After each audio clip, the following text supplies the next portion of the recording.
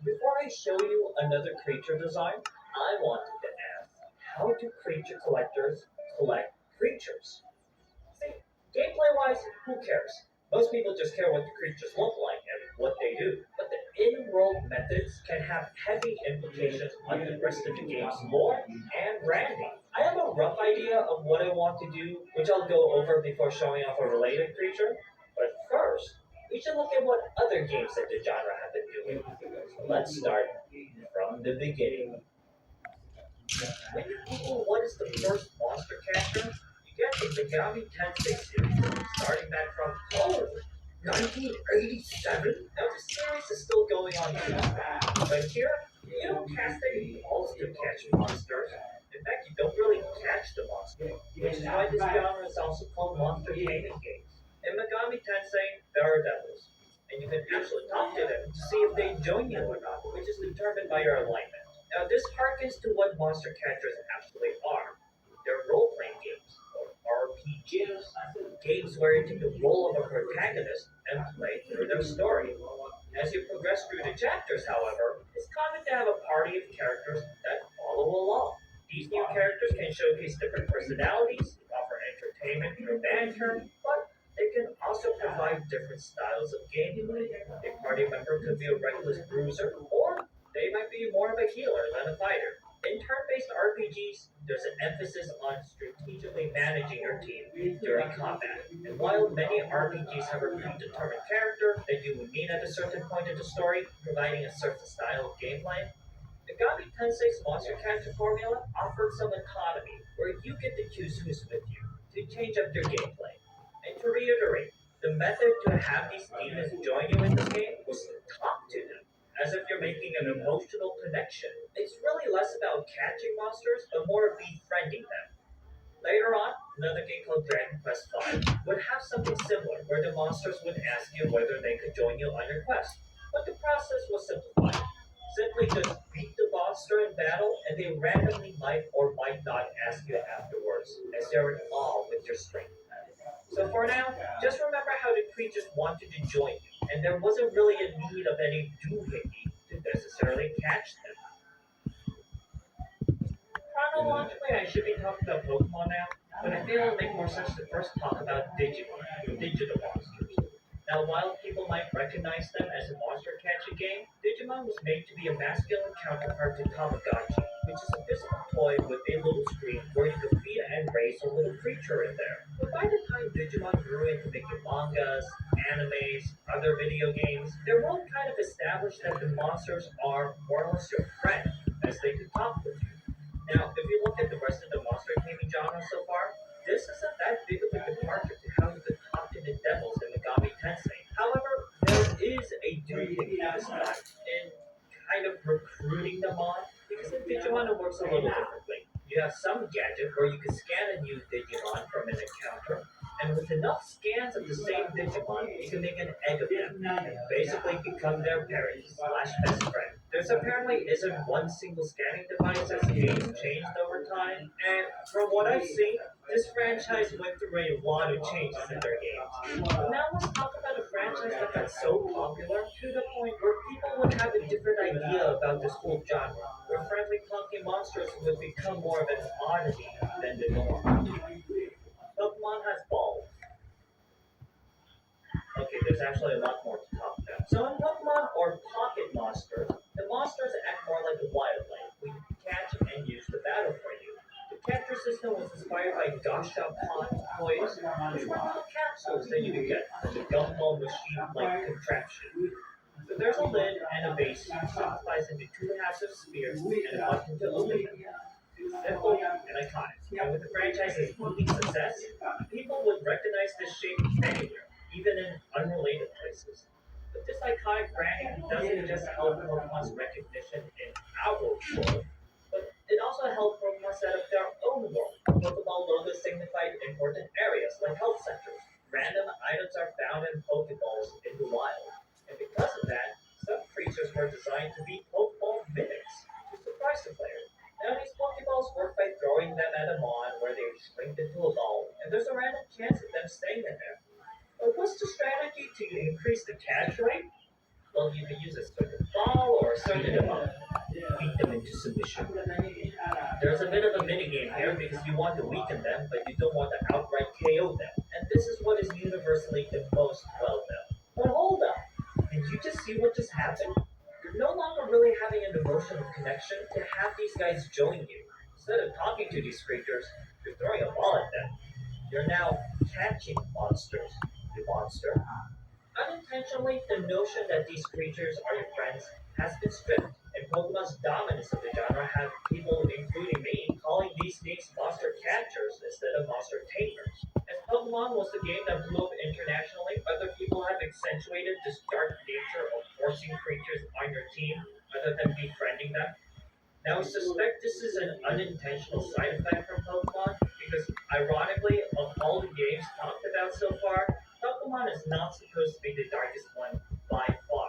Satoshi Tajiri, creator of Pokemon, outright was against violent implications, making a firm distinction between fainting and outright death, and also wanting kids to connect with each other through training instead of just battling.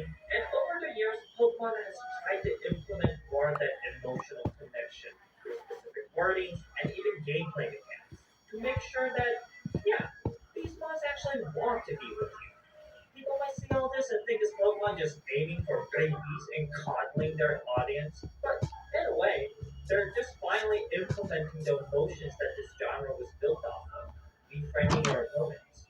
Heck, I didn't even know about all this when I was deciding my own mechanics. But now I think it's worthwhile to briefly go over three titles that were later inspired by Pokemon and see how they execute their creature collecting mechanics.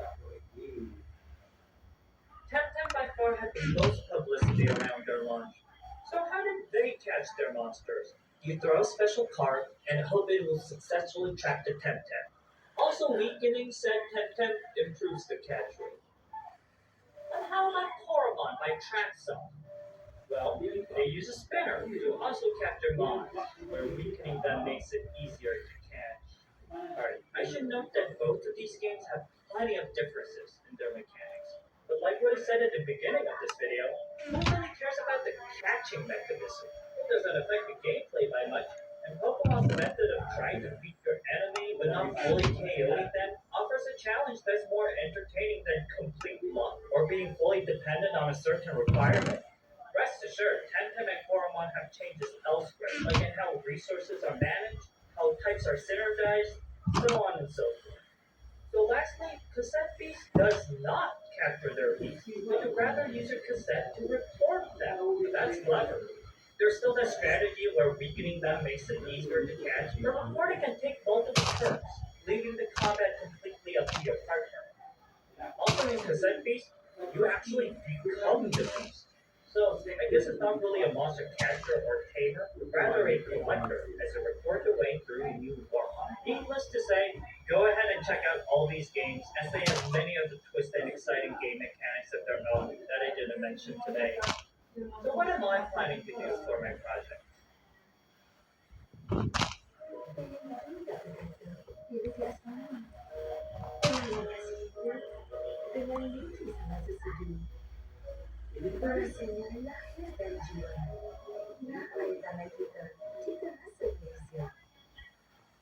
My project has all these creatures based off of science products. So I was initially thinking how I could make recruiting the creatures be on theme. The first off were flashcards. So basically, using a card to summon your mind. I'm also thinking of calling the creatures that my project does Stemas. That can change though. But here's the thing. I didn't want to trap the stemma inside the card, but rather have them just be called to your location. A calling card per se. In fact, I'm teetering between keeping these as cards or making them part of your in-world phone, just calling in your stemmas. But do they run across the lands just to find you? Not really, because the card would make a portal. Through Goop technology, wherever your stemma is chilling, they could decide to go into the goop and come out the other end for you. Who knows? Maybe they might reject you if they're too overleveled. That depends on how much time I have to code and make the game.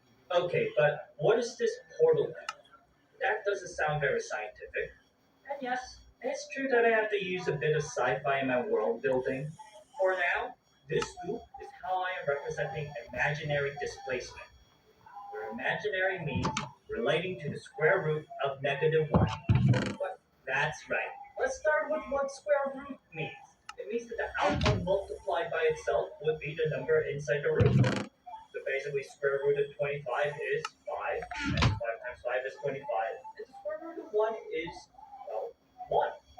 But every outcome of a square root could honestly be either positive or negative, because multiplying the negative number by itself cancels out the negative, yielding a positive number. Alright, then what's the square root of a negative number? Like -1. It doesn't exist. At least it doesn't exist in our real world. So mathematicians just call the square root of -1 I, or imaginary number. Square root of -25 would be 5 times I. Now this imaginary number might not fit in a real number line, but they can be depicted of having an axis of their own. This plane between the real and imaginary axis is called the complex plane, which is often used by engineers and physicists to represent concepts like circuitry. Hello, now say that this real axis represents real time, the time we are experiencing, like this YouTube video, but negative time is like rewinding to 10 seconds ago. Alright, what is the imaginary axis then? Stephen Hawking talked about the concept of imaginary time.